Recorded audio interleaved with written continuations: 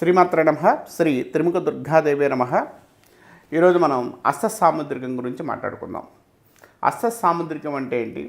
అష్టసాముద్రికానికి అసలు date of birth time ఉంటే సరిపోతుందా? అష్టసాముద్రికంతో ఏమన్నా మార్పులు వస్తాయా? అష్టసాముద్రికం డేట్ ఆఫ్ బర్త్ టైం ఒకటేనా? ఇలాంటి చాలామందికి చాలా విషయాల్లో డౌట్స్ ఎక్కువ ఉంటూ ఉంటాయి. కొంతమంది నాస్తికులు కావచ్చు, కొంతమంది కొన్ని విషయాల్లో వారు కంపల్సరీగా ఏం చేస్తారంటే హస్తరేఖలు లేవు, గుప్పిడి పట్టుకొని పుడతాం కాబట్టి ఆ టైంలో ఏదో గుప్పిడి పట్టుకొని అంటే ఇట్లా పిడికెలు బట్టి తల్లి గర్భం నుంచి బయటకు వస్తూ ఉంటాం కాబట్టి అప్పుడు హస్తరేఖలు అనేది లేవు. ఆ రేఖలు అలా పెట్టడం వల్ల హస్తరేఖలు ఏర్పడుతుంటుంటాయి. అందుకని హస్తరేఖలు కరెక్ట్ కాదని మాట్లాడుతుంటారు.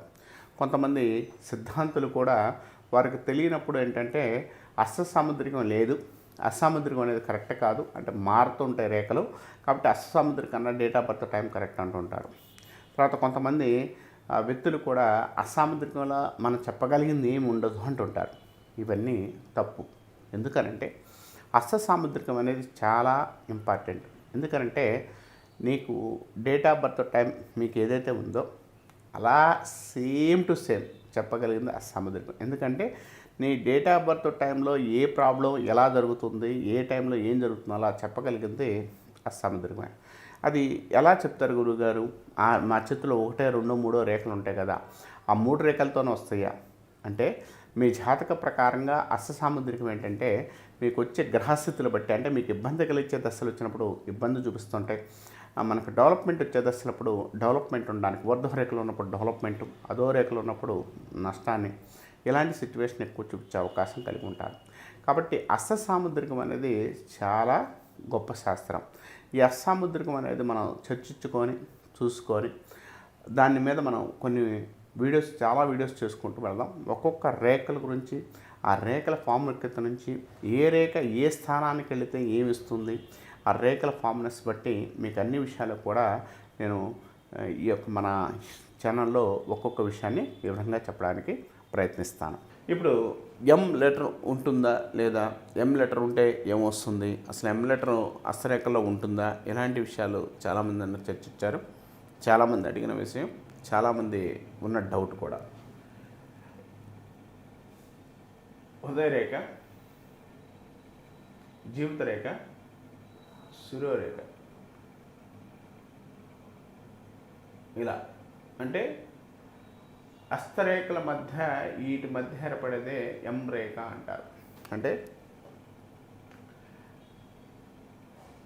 కొంతమందికి ఎలా ఏర్పడుతుంటుంది అంటే ఇలా ఏర్పడే అవకాశం కలిగి ఉంటాయి. ఎం ఆకారం కలిగి ఉంటాయి. అంటే ఈ 3 రేఖలు కలిపి కూడా ఎం ఆకారం ఎక్కువ కనపడే అవకాశం కలిగి ఉంటారని చెప్పొచ్చు. ఎట్లా ఉండే అవకాశం ఉంది, తర్వాత ఎట్లా ఉండే అవకాశం, అట్లా అంటే ఒక్కొక్క స్థాయి బట్టి ఎం ఆకారం ఏర్పడుతుంది. అంటే జస్ట్ మీకు చెప్పాలంటే మాత్రం ఎం అంటే ఇలా ఉంటుంది కదా, ఇలా అలా ఈ రేఖల ఫార్మ్నెస్ 3 కూడా ఇది చూసారా ఇట్లా, తర్వాత ఇట్లా ఉంటుంది. అంటే ఒక రేఖ అనేది ఇలా వెళ్ళి ఇలా ఇంకొక రేఖ వెళుతుంది, ఇలా ఫార్మ్నెస్ ఉంటుంది. దీన్ని హెమ్మస్తం అంటారు. చూసారా ఇక్కడ మీకు చూపిస్తాను నేను. ఒకసారి మీ హ్యాండ్ చూడండి, నాకు క్లియర్గా మీకు ఇదొకటి ఫార్మ్నెస్, ఇదొకటి ఇలా ఈ 3 రేఖల మధ్య ఎట్లా అంటే చూడండి ఇక్కడ ఇలా ఫార్మ్నెస్ ఉంటుంది. అంటే ఫార్మ్నెస్ అనేది ఎప్పుడు కూడా ఇలా వెళుతున్నప్పుడు ఫార్మ్నెస్ ఎం రేఖ అంటారు. ఎం రేఖ హస్తం ఉన్న వాళ్ళకి మంచి జ్ఞాన సంపద ఉండే అవకాశం కలిగి ఉంటారు. జీవితంలో ఏదైతే అనుకుంటారో వాళ్ళు దాన్ని అనుకూలంగా ఉండే అవకాశం కలిగి ఉంటారు.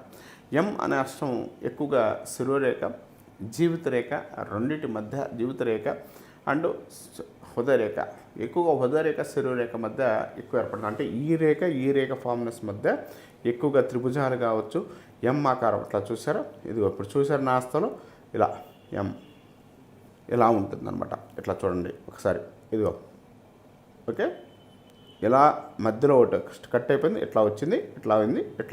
కాబట్టి ఇది ఎం ఆకారం వస్తామంటే మనం ఈ ఎం ఆకారం ఉన్నవాళ్ళు యోగాలు ఎక్కువగా ఉంటాయి అని చెప్పచ్చు. ఏ యుగాలు ఉంటాయి గురువుగారు అంటే మాత్రం వారి యొక్క జీవితంలో ఎక్కడి చూడగినా ఏం చేసినా కూడా తిరిగి ఉన్న లైఫ్కి వెళ్తారు. తిరిగి ఉండకుండా మంచి డెవలప్మెంట్ ఉండే లైఫ్కి వెళ్తారు. వారి జీవితంలో అనుకున్న కోరికలు నెరవేర్చుకునే అవకాశం కలిగి ఉంటారు. వారి యొక్క జీవితంలో మంచి రేజింగ్ ఉండే అవకాశం కలిగి ఉంటారు. ఈ ఎం ఆకారం ఉన్న వాళ్ళకి ఆ, జీవితంలోకి వచ్చారు. 22 సంవత్సరాలు 28 సంవత్సరాల కన్నా కూడా 30 సంవత్సరాల తర్వాత నుంచి వారి జీవితంలో చాలా మంచి ఉన్నత స్థాయికి వెళ్తారు అని చెప్పచ్చు. ఉన్నత స్థాయి యోగాలు ఉంటాయి అని చెప్పచ్చు.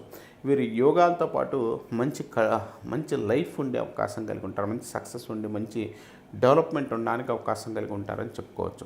కాబట్టి ఈ రేఖ ఫామ్నెస్ అనేది కరెక్ట్గా ఎక్కడ ఏ టైంలోంచి ఫామ్నెస్ అవుతుందో ఆ మనిషి జీవితంలో యాక్సిడెంట్స్ కావచ్చు, కొంచెం ఇబ్బంది కలిగించే గండాలు తప్పిపోవడానికి అవకాశం కలిగి ఉంటారు. నష్టం వాళ్ళు ఎక్కువగా మెయిన్గా professions hire professions means IAS IPS కొంత మెయిన్ ప్రొఫెషన్స్లో మంచి డెవలప్మెంట్ ఉండడానికి అవకాశం కలిగి ఉంటారు. కాబట్టి ఆకారం అనేది హస్తరేఖల్లో ఈ రెండింటి మధ్య ఉంటే మంచి యోగాన్ని ఉంటాయని చెప్పవచ్చు.